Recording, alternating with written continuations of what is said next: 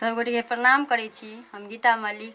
आइ हम एकटा गौरी गीत लऽ कऽ एलहुँ हैं अहाँ सबके सुनाबै लेल। सब गोटे सुनियौ। काल्हि खनी तिला संक्रांति पाबनि अछि। बहुत आदमी पाबनि पुइथिन, बहुत आदमी निस्तार करथिन। ताहि लऽ कऽ अहाँ सबके गौरी गीत सुनाबै छी। सब गोटे सुनियौ। सब गोटे लाइक कऽ देबै, कमेंट करब, शेयर करब और चैनल के सब्सक्राइब जरूर करब।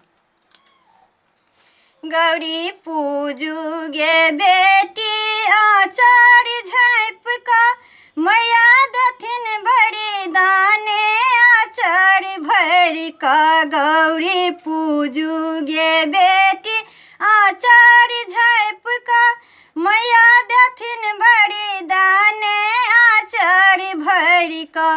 हम मैया सँ मांगै छी यह वरदान, हम मैया सँ मांगै छी यह वरदान।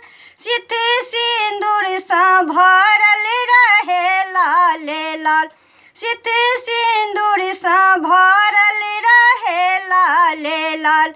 हम जाबैत जीबी रही यही बात, हम जाबैत जीबी रही यही बात। सदा गूंजत रहे मोर बलम जी के नाम, सदा गूंजत रहे मोर बलम जी के नाम। गौरी पूजू गे बेटी आचार झाँप कऽ, मैया देथिन बरदाने आचार भर कऽ। गौरी पूजू गे बेटी आचार झाँप कऽ, मैया देथिन बरदाने आचार भर कऽ। हम ससुराल मांगै छी यह वरदान, हम ससुराल मांगै छी यह वरदान। ससुर भैंसुर सँ भरल रहे ई मकान, ससुर भैंसुर सँ भरल रहे ई मकान। हम आबी अतऽ और कहबी लछन मान, हम आबी अतऽ और कहबी लछन मान। सदा गूंजत रहे मोर ससुर जी के नाम, सदा गूंजत रहे मोर ससुर जी के नाम। गौरी पूजू गे बेटी आचार झाँप कऽ, मैया देथिन बरदाने आचार भर कऽ। गौरी पूजू गे बेटी आचार झाँप कऽ, मैया देथिन बरदाने आचार भर कऽ।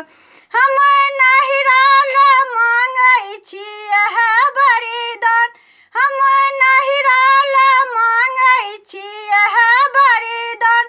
भाई भतीज सँ भरल रहे ई मकान, भाई भतीज सँ भरल रहे ई मकान। हम आबी अतऽ और करीबी श्रीराम, हम आबी अतऽ और करीबी श्रीराम।